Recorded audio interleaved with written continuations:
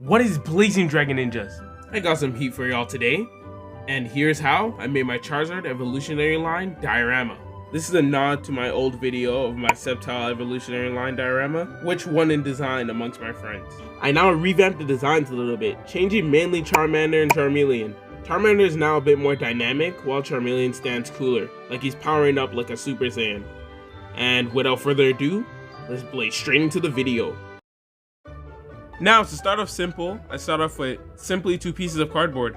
A spherical piece of cardboard with a flat side to put the symbol or the fire symbol on. Now, after some gluing, we're going to cut off the holes for where the LED strips will connect to the power supply. You might not understand what I'm saying right now, but trust the process, because simply there's going to be lighting inside of the diorama. Now, I accidentally cut two holes, one for insurance because I wasn't too sure where I wanted the LEDs to connect through the diorama. I'm now adding my first pieces of clay, and for textures, what's not better than a rock if you want a rocky terrain? I also had a plastic container in the shape of a volcano lying around, so I just used that to make the shape of the volcano, the mini volcano. Now adding some finishing touches on the base, we can now move on to the big volcano. Now the big volcano is very simple. It's just a plastic cup, preferably a see-through one that is cut at the base and flipped upside down. Now onto me just adding some clay onto the big volcano.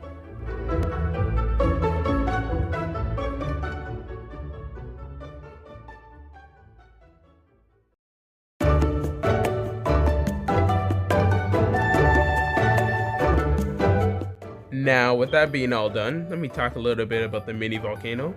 I removed it and added a light underneath. The light isn't that bright, it was kind of useless, but hey, an extra light always just makes things look cooler. For the mini volcano, I had to rough it up a bit, and here's basically a pretty accurate explanation of what happened. Hi, how are you? Pause!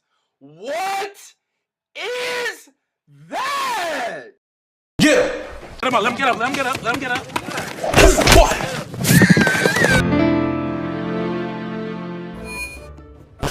Now, with all that aside, time to get working on the frame of Charmander. So now I'm struggling and figuring out how I can make the button battery light up with the plain LED. I figured out later on, like a lot later on, there is a holder with a switch for button batteries or disc battery, but the issue is that I might have been too big to fit inside Charmander, but there might be some that are small enough. I'm just not really well versed in it to know like which one is the best for the button batteries.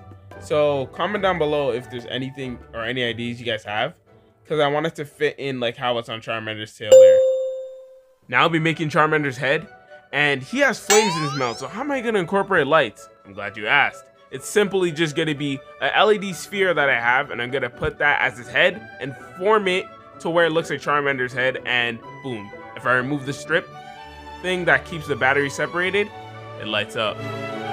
And here I'm making Charmander's flaming tail with hot glue. It's the perfect medium that will allow the light to illuminate and also keep it a bit transparent to where it's not a clear light. It's kind of like dissociated along inside the glue gun, which is perfect for the flaming design. It turns out really well on video and in real life too. And here's my very simple and primitive solution to Charmander's tail lighting up. It's just a simple conductive piece of metal that I put. I'm not too sure what type of metal it is, but I put it in between the batteries and it helps it transfer obviously the energy it needs to light the tail up. Is it electrons? I'm not entirely sure. Don't quote my science, but all I know is that it works. Something conductive. And while I was talking, I didn't get to really explain the dynamic effect I was able to add with Charmander with the slash and the actual effect it gives off with the hot glue gun. Now it'll stay in mid-air as if he's actually slashing through the air and then like left a trace. And I'll quickly snip off the excess, and this is how it turned out. I'm now drawing out the eyes of Charmander, and I'm gonna carve into it a little bit because I'm gonna be adding resin, and I want the resin to fill it up because resin does give a really good effect on the eyes. Ta-da! Here's just a close-up of Charmander and another close-up. Turned out decently well. A little bit rough, but it's hard to like smoothen it out because if I try and sand it, it will disintegrate into pieces. And that's an air dry clay problem. Check out Slashmander in the dark. This is his peak. Well, like maybe not his peak, you know, but like he's almost at his peak. When he's colored, he'll be at his peak. Now on to Charmeleon segment. Now all the same goes with what I did with the Charmander one, which I'm doing to the Charmeleon one now. Built the base, the frame of it, and put clay on him. The issue is now is, since Charmeleon's a bit bigger, how am I gonna get that LED light thing to work? I struggled with it a lot, and I did end up scrapping it for something even better. Now here I'm just making the foot of Charmeleon, and I'll now be shaping pointy bits for the claws. Now I'll be creating holes for the claws to go in. There's 1, 2, and 3. Now I'm just simply showing off the legs of Charmeleon. So I attempted my first attempt at Charmeleon's head, and I ended up with a piece ended up looking like an expired dino nugget. So, I had to attempt it again, and the second attempt was definitely a lot better. I think I did do another attempt, a final attempt, and I did obviously just give it a bigger size because I think this one was a bit too small. But in terms of everything else, it was fine, it was perfect. Tell me why when I'm working with Charmeleon's arms, it broke 6 times. It was terrible. Charmeleon's probably the most scrawny Pokemon I've seen. It's insane. In terms of his muscle mass on his arms, he has 0. It broke so many times with so many ways. Now here's a more completed Charmeleon here. Finally, arms not breaking. I did position the claws in a way I didn't really like, so I did reposition them later. And now onto glowing. It didn't glow as bright as you think it does. In video, it shows it a lot brighter. And now the glue gun fire tail. Extra to mention, just because Charmeleon's tail was longer, I used aluminum to connect the LED to the battery. This is the final product for the tail. Instead of me connecting the LED, the basic LED, I used the spherical LED that I had with the string, and makes it illuminate better, and it's easier. Now on to painting Charmander and Charmeleon. Now I'll be giving Charmander a coat of white, making it easier to paint his colors on later. Now painting Charmeleon white. It's now time to move on to the big stepper, big claw, big tail, crimson Charizard. You already know I had to give my goat an amazing entrance into the video. It's time to start working on him. I'm working on the wings, and I'm currently rolling out the inside of the wing, I guess you could call it. And I've previously shown the bone, the outside of the wing, that will be used to give the definition of Charizard's orange part of the wing. Now after cutting out the shape of the inside of the wing, I now apply that to the outside bone part of the wing. And on Charizard's wing, there's a bone that runs through the middle of the wing that is clearly defined, and now I can define it myself with clay using the middle rod I have in there. I'm now working on Charizard's body, and working on Charizard's body has been a whole story. I had to break it 3 different times for multiple reasons. The electrical wiring inside that controls the fire that he breathes, that I'll show you later, I had to rearrange it and redesign it multiple times. Currently working on Charizard's feet. This is what makes him the big stepper. So I gotta do this properly. So I'm currently forming the leg, and then I'm gonna add the claws to the big stepper's foot. And I didn't mess up the ankle, you can see. There's no actual ankle, it's just one amalgamation, which looks terribly off. So I'm gonna fix that later. Now on to Charizard's hands. This is what makes him the big claw, and I'm obviously working on it first. It looks a bit off here. It kind of looks like Mickey Mouse's gloves, and it doesn't look that good, but you gotta trust the process, like I say, and eventually it'll get better. Now I'm adding them big claws to Big Claw Crimson. You're probably wondering why I'm calling Charizard Crimson so often. It's the nickname I gave for Charizard, and every single Pokemon game I play with Charizard, I just call him Crimson.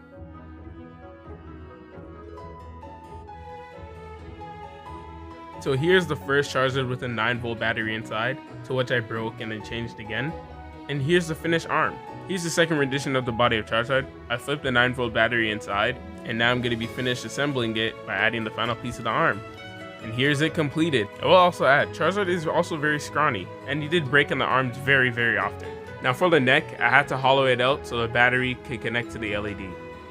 Here's me reassembling Charizard like the Millennium Puzzle, because I had to change the orientation for the battery switch to be at the back.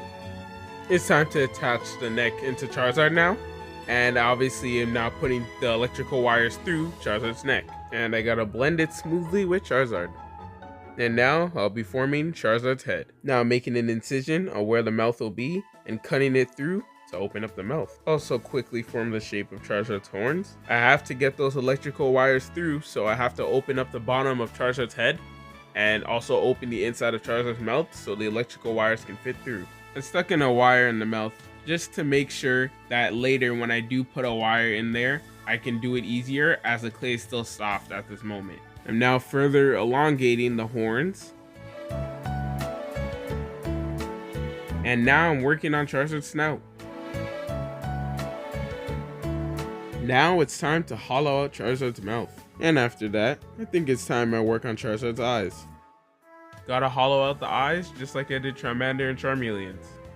When you want your art to reach its peak, you gotta get to the details. Just adding more details onto Charizard's eyes, giving it that ridge, that brow ridge, to give it more defined, expression and feature.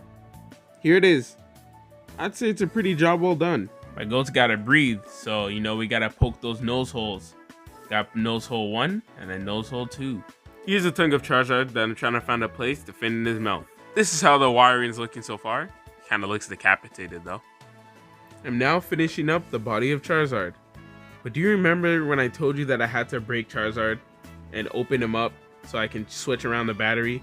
And I said I did it 3 times. This is what caused the 3rd time.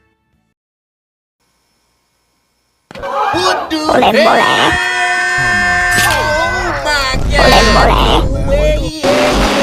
God! So yeah, that just happened. So I figured out through Reddit that I used the wrong amount of voltage for that type of LED strip, and that's why I couldn't handle it. I'm just really glad that Charizard didn't use self-destruction and used flamethrower instead. The solution was just using 3 volts instead of 9 volts like I was using, which is simply just 2 AA batteries connected to the power supply, and it worked a lot easier and everything just worked smoothly. No more explosions, no more flamethrowers, real life flamethrowers. I'm now creating the fire symbol emblem, which will go on the front of the diorama. It's time to give the volcano landscape a black wash. Yes, I'm painting the volcano landscape now, and I'm starting with a black wash. Since I don't really know what I'm doing, I think that's an artistic thing to do. And at first I wanted a brown look to the volcano, but I later changed it to a darker, more grungy, realistic volcano look. So I did a dry brush of some brown and a dry brush of black. On to me adding some details onto the volcano. I'm gonna add some lava like spewing out of the volcano. Just gotta add some yellow and red paint. And here's the completed look. Definitely looks like a real volcano. I also spray painted Charizard's flame. It's time to paint these guys. And I'm starting with Charmander, going over with a yellowy orange. I don't settle with this color, but it was really hard to pinpoint an accurate orange for Charmander because of the different arts he has. Now I'm working on Charmeleon. I think I picked the red too rich, I guess. I did pick a more orangey red later on, but it's barely noticeable when it dries. And right now, Charmeleon kind of looks like somebody. Now finishing up painting the red, Charmeleon is partially completed. Now I'm coloring in the fire symbol. The fire symbol, I did do a little bit of creative liberty because the fire symbol in the Pokemon cards is actually reversed. The symbol's black and the outside is red. But instead I just made the actual symbol red and then the inside being black. It's time to paint Charmander's flames. Starting off with a yellow, always gotta start off with yellow first. And Charmeleon too, we gotta start off with yellow. And his fire spin. And I'm gonna add some black into Charmander's eye. I use a toothpick, which makes it simple and easier to do to get all the details I need. Now after fully painting Charizard's flamethrower, I'm now gonna paint Charizard's body. Charizard is gonna be a good rich orange that we're gonna start off with. And after fully painting him orange, there's one key issue that you would probably know. Charizard looks a bit flat, doesn't he? Like, there's not enough depth. Like, he looks almost 2D, even though he's not. And there's a way to fix that. And that's by adding more color. Adding a variety of color and different shades gives your characters, or anything, more depth. I'm now working on Charizard's wings. And the same will apply to his wings also. I'll add a variety of shades and colors so it has more depth. I'll add in a black wash and lighter or darker oranges. Also more. Here's a completed wing with the black wash, and also here's a fire tail using the LED sphere that I have. Also while I'm at it, I want to add that All the reds, oranges, and yellows that you see are all glow in the dark and they react to blacklight. And so is Charizard's eye. The reason for that is because of this Pokemon card I really liked back in the day, with a Charizard that had the move Mega Ascension, and I really wanted to just base the design off that, so that's why my Charizard is posed up like this, and also why his eyes glow. Now we're getting to one of my favorite parts, also one of the messiest parts for me. We're getting into the resin pour for the lava. Mix some 5-minute resin with some glow in the dark paint. Gonna mix some red glow in the dark paint and some red paint, and then get ready to pour it. Is it just me, or does this not just look super delicious? It has to be just me, because that red resin mix looks really tasty. So this is the yellow one. It kind of looks good. But yes, I'm also going to mix up some yellow paint with the resin, the glow in the dark and the regular. It looks like some type of food I used to eat at home. Oh, I remember what this reminds me of now. It reminds me of this custard powder I used to have. That's why it looks so delicious. And now we're doing a beautiful resin pour. Well, the resin pours are so graceful and like gracious. I'll also quickly add that the volcano isn't full of resin. There's a piece of cardboard stopping it from filling it all the way. It's only the top half that's filled.